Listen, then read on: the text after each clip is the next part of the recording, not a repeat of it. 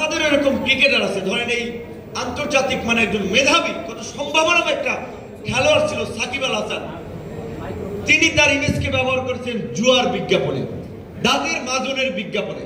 কাজে আপনার ইমেজ এবং অবস্থানকে আপনি কোন কাজে ব্যবহার করবেন সে আপনার বিষয়। তো কাঞ্চন ভাইকে, তার সাথে আমার খুব বেশি প্রোগ্রাম করা হয় নাই। এর আগে কচিকাচার মেলা একটা প্রোগ্রাম দেখা হয়েছিল। আমি ব্যক্তিগতভাবে এবং আমরা যেহেতু একটা তরুণদের একটা সংগঠন করি, রাজনৈতিক দল করেছে, আমরা তাকে ধন্যবাদ জানাই, তার প্রতি শ্রদ্ধা এবং স্যালুট জানাই যে তিনি 32 বছর এই সংগ্রাম করেছেন। এখন আমি যেটি মনে করি যে এই যে জুলাই গণ অভ্যুত্থান, আমরা বলি জুলাই বিপ্লব বলি, এই বিপ্লব আমাদেরকে সুযোগ করে দিয়েছে গোটা রাষ্ট্র ব্যবস্থার চেহারা বদলের।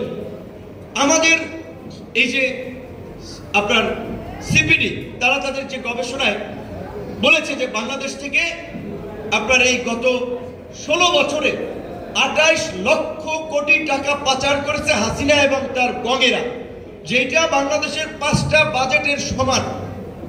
100টা পদ্মা সেতু করা যেত যেই টাকা দিয়ে। তাহলে চিন্তা করেন, এই টাকা যদি আমাদের দেশে থাকতো, বাংলাদেশকে আমরা কোন জায়গায় নিয়ে যেতে পারতাম। তো আজকে পরিষ্কার কথা, রাজনীতিবিদদের চরিত্র আমরা দেখেছি 53 বছরে, কোন নেতা কিরকম, কোন দল কিরকম, বিরোধী দলে থাকা অবস্থায় কি বলে আর সরকারে গিয়ে কি করে। কাজে আমি বলতে চাই, এই যে ছাত্র জনতার গণ অভ্যুত্থান, এত রক্ত এবং প্রাণের বিনিময়ে আমরা একটা অন্তর্বর্তীকালীন সরকার পেয়েছি।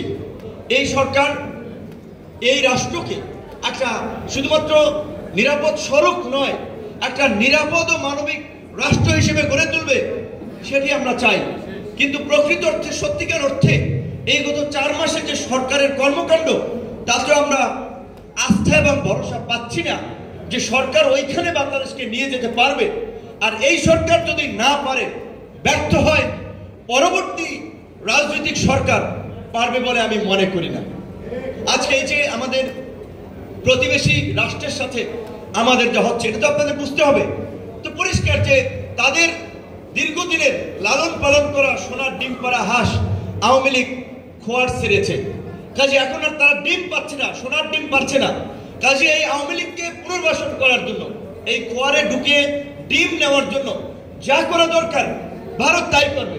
সেজন্য দেশের অভ্যন্তরীণ তাদের এজেন্টদেরকে দিয়ে অস্থিতিশীলতা তৈরি থেকে শুরু করে ওপার থেকে, এই নাম আমি বলতে চাই না, নাম বলে ভাইরাল করতে চাই না, আপনি ধরেন মমতা বন্দ্যোপাধ্যায়, তার কোনো রুলস অফ বিজনেসের মধ্যে পড়ে না যে তিনি বাংলাদেশে শান্তি রক্ষী বাহিনী পাঠানোর কথা বলতে পারেন। তিনি তো একটা রাজ্যের মুখ্যমন্ত্রী, এটা কেন্দ্রীয় সরকারের বিষয়।